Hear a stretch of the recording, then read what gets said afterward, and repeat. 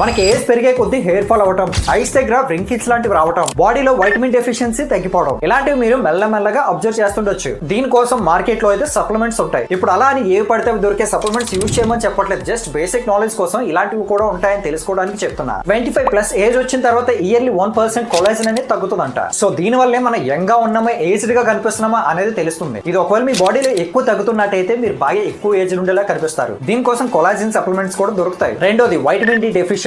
మన daily life స్టైల్లో చాలా మందికి మార్నింగ్ బయట ఎండలోకి వెళ్ళి వర్క్ చేయడం అనేది తగ్గిపోయింది. సో ఇలా బాడీకి సన్ ఎక్స్పోజింగ్ అనేది లేకపోవడం వల్ల మీకు తెలియకుండానే చాలా ప్రాబ్లమ్స్ ఫేస్ చేస్తుంటారు. అందులో మీరు మెయిన్ గా నోటీస్ చేయాల్సింది హెయిర్ ఫాల్ అవుతుందంటే ఇది కూడా వన్ ఆఫ్ ది రీజన్ అయి ఉండొచ్చు. నెక్స్ట్, స్కిన్ లోకి మంచి ఫెయిర్ గా గ్లో కావాలనుకుంటే గ్లోథోథైన్ సప్లిమెంట్స్ దొరుకుతాయి. ఇవి యూజ్ చేయడం వల్ల మంచి రిజల్ట్స్ కూడా నోటీస్ చేస్తారు. ఫోర్త్ది ఒమేగా 3 ఫ్యాటీ యాసిడ్. ఈ సప్లిమెంట్ తీసుకోవడం వల్ల స్కిన్ హెయిర్ క్వాలిటీ బాగుంటది అండ్ హార్ట్ హెల్త్ కూడా రిస్క్ తక్కువ. ఇంకా బ్లడ్ కోసం అయితే ఐరన్ టాబ్లెట్స్ కూడా ఉంటాయి. వన్ థింగ్, ఇప్పుడు నేను చెప్పేవన్నీ కూడా ప్రతి మనిషి